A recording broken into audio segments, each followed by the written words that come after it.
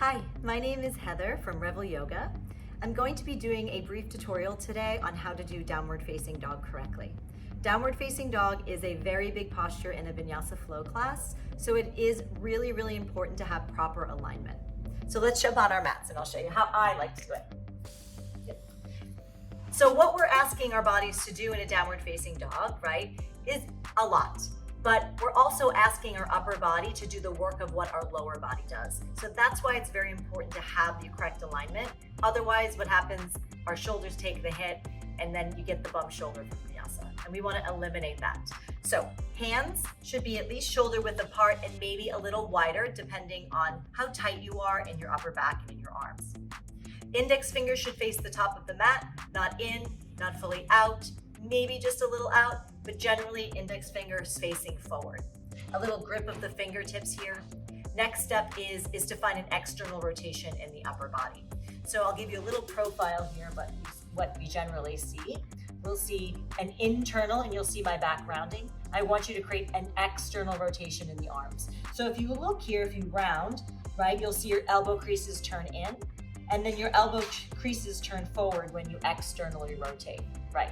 So, and you'll also feel if you do this a couple times, how one tightens up the upper back a little bit, and the other one, you can feel that freedom in the neck and the shoulders, and that's what we want.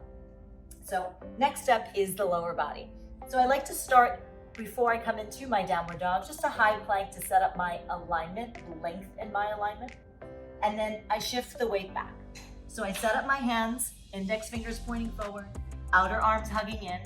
Next step is the head drops down, ears line up with your biceps. Good.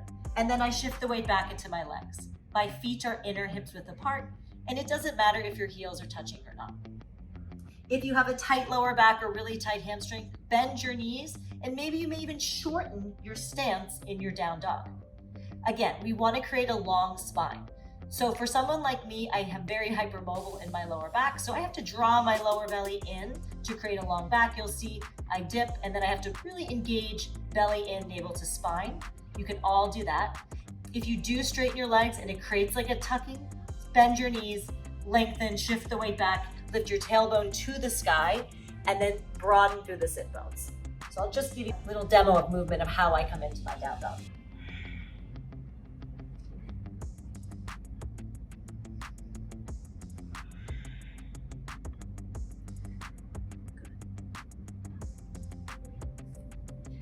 I hope these little tips helped you.